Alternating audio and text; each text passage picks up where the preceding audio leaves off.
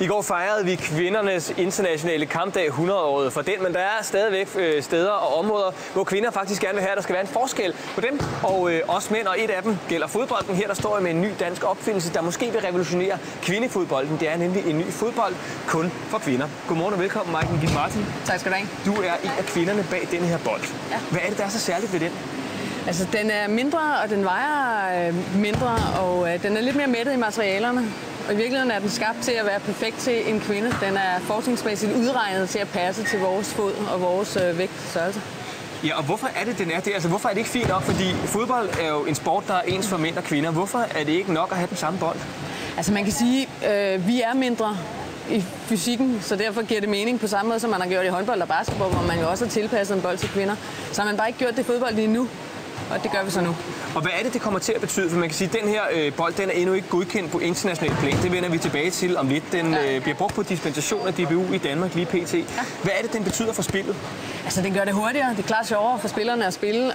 De ser bedre ud. Altså, de kan sparke længere og hurtigere. Hele bevægelsesspillet bliver hurtigere. Pasningerne bliver hurtigere. Så hurtigere og mere attraktivt. Og så vil jeg så også sige meget mere sikkert spil. Altså, en mindre bold, færre skader. Ja, og det her, det er jo ikke sådan en bold, som man bare tænker, nå jo, altså det ligner en fodbold, den er fuldkommen ligesom alle de andre, den er bare lidt mindre. Det har faktisk taget enormt lang tid at finde ud af præcis, hvordan den skulle se ud, hvordan den skulle være i materialerne, hvordan den skulle flyve i luften. Hvad er det for noget arbejde, der ligger bag det her? Altså, der ligger jo flere års forskningsarbejde bag det, og snak med et hav af spillere i alle aldre på forskellige niveauer for at finde ud af, hvad der egentlig skulle til.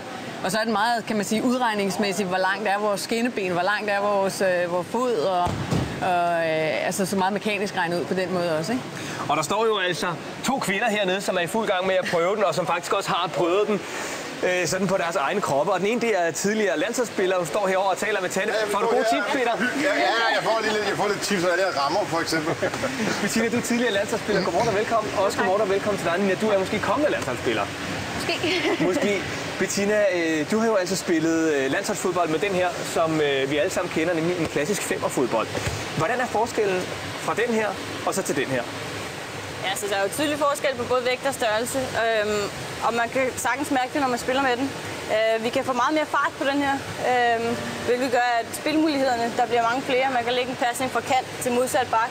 Man kan afslutte længere udefra.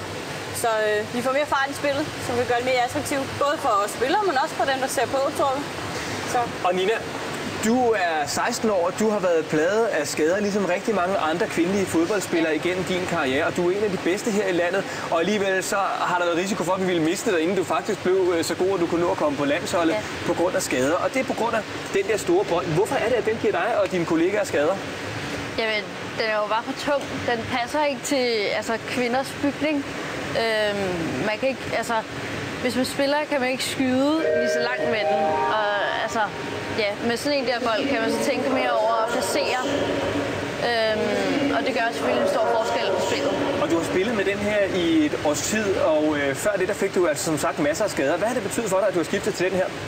Jamen, jeg har kunnet udvikle mig meget mere. Altså, mit spark er klart blevet bedre, fordi jeg kunne fokusere mere på at placere bolden. Og hvad har det betydet sådan skadesmæssigt, altså for bentøjet? Ja, jeg har jo ikke haft skader siden vi begyndte at spille med den bold. Og det tilskriver du, at den her den er anderledes end den der? Helt sikkert.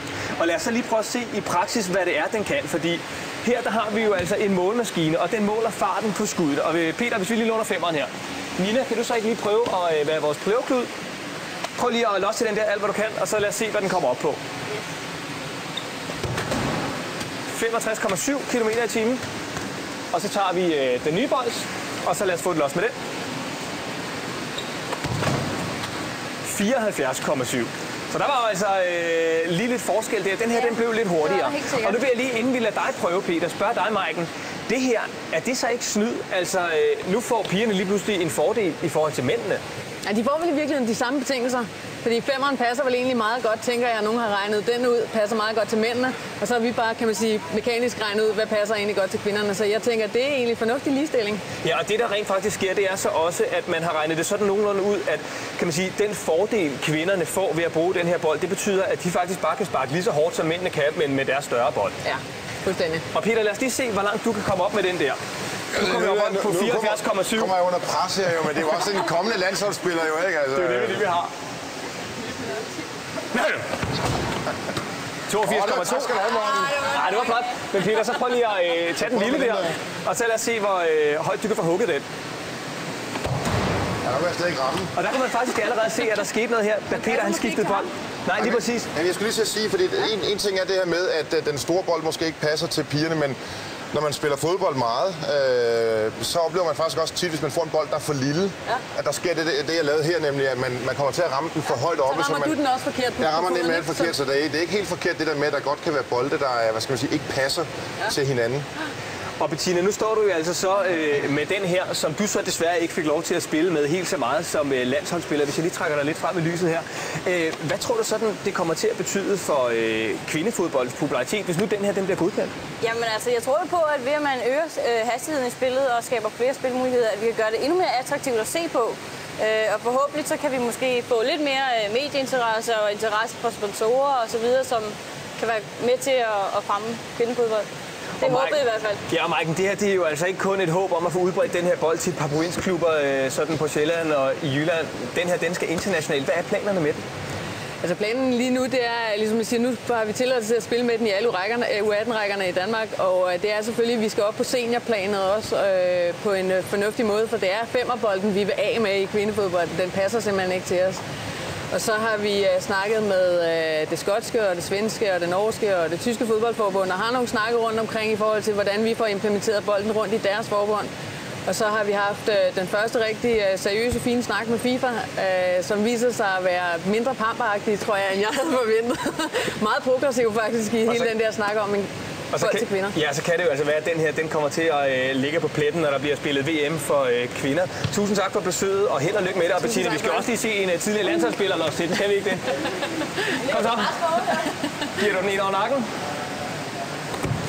Og så slukker vi kameraet, så skyder jeg nemlig, og imens går vi op til dig, Ida. Sådan, det skal